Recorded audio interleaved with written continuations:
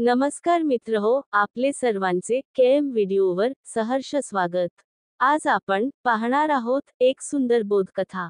एकदा एका जंगलात एक क्रूर सिंह राहत होता। तो रोज जंगलातील प्राण्यांना मारून खात असे। सगळे प्राणी त्याच्या भीतीने थरथरत असत। शेवटी त्यांनी ठरवलं की दररोज एक प्राणी स्वतःहून सिंहाच्या जेवणासाठी जाईल, जेणेकरून उरलेल्या प्राण्यांचे प्राण वाचतील। एके दिवशी सशाची पाळी आली। तो खूप लहान आणि हुशार होता।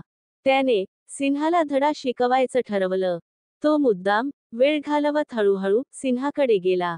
सिंह खूप उपाशी होता आणि रागाने गरजत म्हणाला, "इतक्या उशिरा का आलास?" ससा नम्रपणे म्हणाला, "महाराज, मी लवकरच निघालो होतो, पण वाटेत मला दुसरा सिंह भेटला।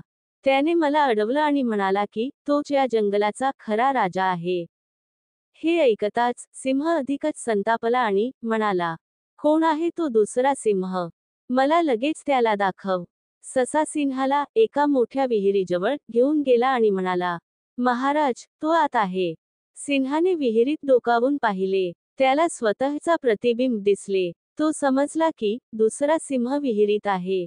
संतापाने त्याने त्या सिंहावर हल्ला करण्यासाठी झेप घेतली आणि थेट विहिरीत होऊन मेला। तात्पर्य: अक्कल आणि शहाणपण वापरल्यास बलवानालाही हरवता येते।